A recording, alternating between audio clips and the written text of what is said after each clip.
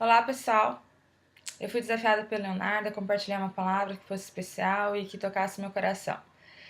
Eu demorei um pouquinho para responder, porque eu desejei que fosse algo recente, algo novo, e estou aqui. Bom, eu quero compartilhar duas passagens em dois livros. A primeira fica em Gênesis e a outra em Eclesiastes. E a palavra-chave é tempo. Agora vamos começar por Gênesis. Bom, lembrou-se Deus de Noé e todos os animais selváticos e de todos os animais domésticos que com ele estavam na arca. Deus fez soprar um vento sobre a terra e baixaram as águas. Fecharam-se as fontes do abismo e também as comportas dos céus, e a copiosa chuva do céu se deteve. As águas iam se escoando continuamente de sobre a terra e minguaram ao cabo de 150 dias. No dia 17 do sétimo mês, a arca repousou sobre as montanhas de Ararat. E as águas foram minguando até o 10º mês, em cujo primeiro dia apareceram os cismos dos montes. Bom, os versículos que saltam aos meus olhos aqui, que são especiais, é o 3, o 4 e o 5. Porque neles eu percebo a grandeza, a bondade, o amor de Deus por nós. Eu percebo que Deus, em toda a sua soberania, extremo poder, ele simplesmente escolhe, ele decide esperar, respeitar o tempo da sua criação. Perceba comigo. Ele poderia muito bem, já que ele tinha enviado o dilúvio e limpado a terra de tudo que ele julgava ser necessário, simplesmente estalar os dedos e dizer: quero que as águas cessem neste instante e tudo se faça novo. Simplesmente como ele fez na criação quando ele falou: haja luz. E o que aconteceu? Houve luz. E a gente percebe que basta e bastou apenas uma palavra dele para que o existir acontecesse. Mas eu percebo que Deus, ele compreende a fragilidade da sua criação, que aqui no caso é o homem, e ele sabe que nós, seres humanos, somos um pouco lentos para descobrir, entender, compreender as coisas que nos cercam. Ele sabe que a nossa humanidade nos torna um pouco frágeis, fracos, para entender até mesmo o sentido da vida. E nesse instante, muitas vezes por essa dificuldade, a gente acaba quebrando a cara, chorando, muitas vezes de forma desnecessária, porque a gente não tem esse entendimento. E é necessário às vezes a gente passar por alguns momentos como uma perda para entender a gratidão. Em alguns casos a gente precisa sentir a morte ou a dor de uma doença para poder entender algumas coisas da vida. Mas seja qual for a situação, seja qual for o caso, Deus nunca vai estalar os dedos e resolver nossos problemas do dia e da noite só porque Ele nos ama e só porque Ele é Deus.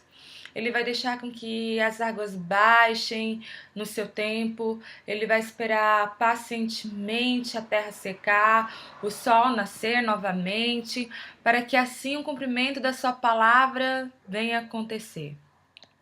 E Noé, com certeza, é o maior exemplo de que ele esperou, provavelmente duvidou, ficou entediado. Aquela arca, depois de um tempo, já estava fedendo, a comida provavelmente chegou no fim, a família toda reunida, provavelmente aconteceu algumas briguinhas, mas enfim.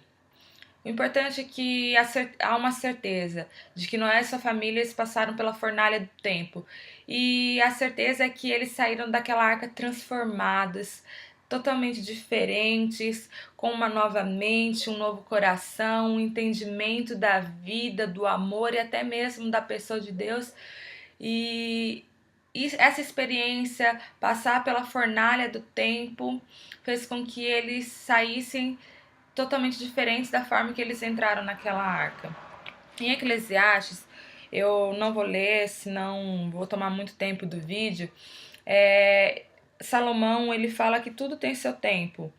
Só resumindo alguns versículos, ele fala que há tempo de nascer, de morrer, de plantar, de arrancar o que se plantou, de matar, de curar, de derribar e edificar.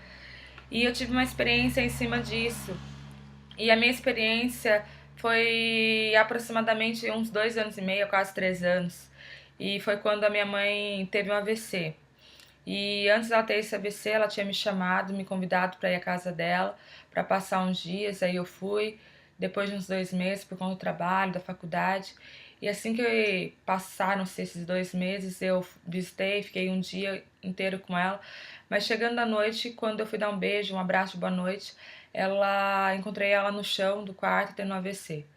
Aí eu chamei a ambulância, ela foi pro hospital e o AVC paralisou o lado esquerdo dela. E foi quase, acho que eu fiquei quase que um ano com ela no hospital. Uma semana eu ficava em Curitiba, uma semana eu ficava na cidade dela, porque eu trabalhava e estudava. E depois de um tempo ela acabou falecendo e eu fui avisada 10 dias depois pelos meus familiares e eu não pude nem enterrar minha mãe. E depois que ela morreu, foi o processo do luto foi bem difícil, mas eu acabei superando. Mas eu carreguei durante esses quase 3 anos um fardo muito grande dentro de mim, que eu escondia de todo mundo e de todos. Era um fardo chamado culpa.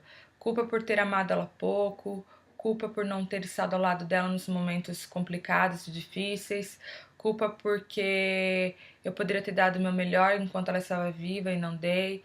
E aí eu fiquei assim, até que Deus compartilhou essa palavra comigo. E essa palavra trouxe entendimento e libertação até desse fardo. E foi quando Deus falou que esse fardo não pertencia a mim, que eu deveria tirar isso do meu coração, que quando ela precisou, o momento que ela mais precisou, eu estava ao lado dela e que eu fui expressão do amor de Deus, expressão do cuidado de Deus na vida dela.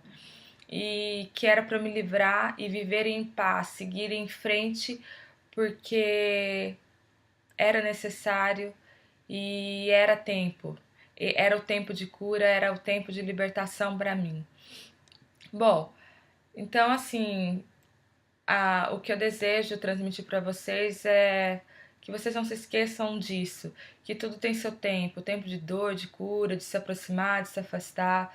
Então, respeite o tempo de Deus na sua vida, viva a sua vida, seja sensível à voz de Deus, seja sensível aos detalhes e valorize esses pequenos detalhes e momentos da sua vida. E mesmo se você errar, fique tranquilo, porque não se desespere, porque nós somos falhos, nós vamos errar, mas não podemos nos acomodar nos erros e falhas. Então, meu conselho é que você olhe mais para o mundo, para Deus, para sua palavra e deixe a natureza egoísta, mesquinha, orgulhosa, que faz parte de nós, e descubra que existem coisas do alto mais importantes do que coisas nessa terra. Bom, meu momento, minha palavra especial foi essa e agora eu quero desafiar as irmãs Verena, Sheila, Catarina, Júlia e Vanessa a compartilharem um momento, uma palavra especial que vocês tiveram com Deus. Então, acredito que seja isso, pessoal. Então, super beijos para todos, que Deus abençoe imensamente cada um de vocês. Então é isso. Tchau, tchau.